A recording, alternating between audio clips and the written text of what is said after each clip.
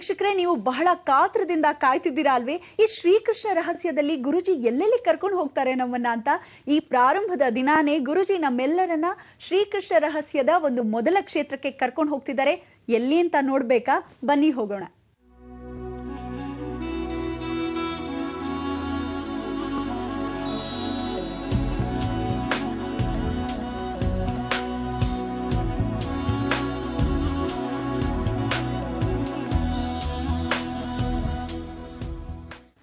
ಗುರುಜಿ, ಕೃಷ್ಣ ಪ್ರತಿಷ್ಠಾಪನೆ ಮಾಡಿರೋ ಶಿವನ ಒಂದು ಸ್ಥಳದಲ್ಲಿ ಇನ್ನೂ ಕೆಲವರು ಬರ್ತಾರೆ ಅಂತ ನೀವು ಹೇಳಿದ್ರಿ.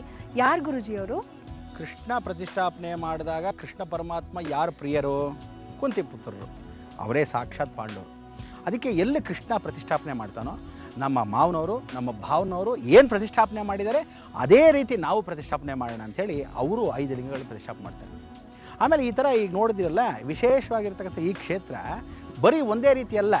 ಈ ಥರದ್ದು ಬೆಂಗಳೂರು ಸುತ್ತಮುತ್ತಲು 7 ಕ್ಷೇತ್ರಗಳಿದೆ. ಅದನ್ನು ವಿಶೇಷವಾಗಿ ಈ ರೀತಿಯಾದ ಹುತ್ತಗಳು, ಈ ರೀತಿಯಾದ ವಿಶೇಷವಾಗಿದ್ದ ವಾತಾವರಣ ಇದು ನಾಡಿನ ಮಧ್ಯದಲ್ಲೇ ಇನ್ನೂ ವಾಸವಾಗಿದೆ. ಅಂದರೆ ಇದು ನಾಡಿನ ಮಧ್ಯೆ ಇಲ್ಲ. ಇಂಥ ಕ್ಷೇತ್ರನ ಇವರುಗಳು ಜನಗಳಾದವರು ನಾಡನ್ನು ಪರಿಪೂರ್ಣವಾಗಿ ಬೆಳೆಸ್ಕೊಂಡು ಕಾಡನ್ನು ಹಾಳು ಮಾಡಿಬಿಟ್ಟಿದ್ದಾರೆ. ಇಂಥ ಒಂದು ಕ್ಷೇತ್ರ ವಿಶೇಷವಾಗಿರೋದನ್ನು ಹಾಳಾಗಬಾರ್ದು, ಇದು ನಮ್ಮ ಸಂಸ್ಕಾರ ಅನ್ನೋದು ಸತ್ಯ ಘಟನೆ. ಈ ಸತ್ಯಕ್ಕೆ ಕಾರಣ ಆ ದೈವ ದರ್ಶನದ ನಂತರ ಮೊದಲಾಗಿ ಕೃಷ್ಣ ಪರಮಾತ್ಮನ ಪ್ರಾಣ ಪ್ರತಿಷ್ಠಾಪನೆ ಮಾಡಿರೋ ಶಿವನ ನೋಡೋಣ, ತದನಂತರ ಶಾಸನ ದರ್ಶನ ಮಾಡೋಣ. ಅಲ್ಲಿ ಗೊತ್ತಾಗತ್ತೆ ಇದು ಏಕಲವ್ಯನ ಕ್ಷೇತ್ರ ಅಂತ. ಏಕಲವ್ಯ ಎಲ್ಲಿ ಬಂದು ಹೋಗ್ತಾನೋ, ಏಕಲವ್ಯನ ಆರಾಧ್ಯ ದೈವ ಆಗಿರ್ತಕ್ಕಂಥವ್ರು ಚೋಳರು. ಈ ಚೋಳರೆಲ್ಲ ಏಕಲವ್ಯನ ಪೂಜೆ ಮಾಡೋರು. ಅದಕ್ಕೆ ಆ ಶಾಸನ ಕೂಡ ಅದೇ ರೀತಿಯಾಗಿರ್ತಕ್ಕಂಥ ಸಾನ್ನಿಧ್ಯ. ಇಂಥ ಒಂದು ಹುತ್ತ ಮಹಿಮಾನ್ವಿತವಾಗಿರ್ತಕ್ಕಂಥ ಕ್ಷೇತ್ರ ಮಹಿಮೆ ವಿಚಾರ. ಖಂಡಿತ ಗುರುಜಿ, ಹಾಗೆ ಹೋಗೋಣ ಅಲ್ಲಿಗೆ. ಬನ್ನಿ ವೀಕ್ಷಕರೇ.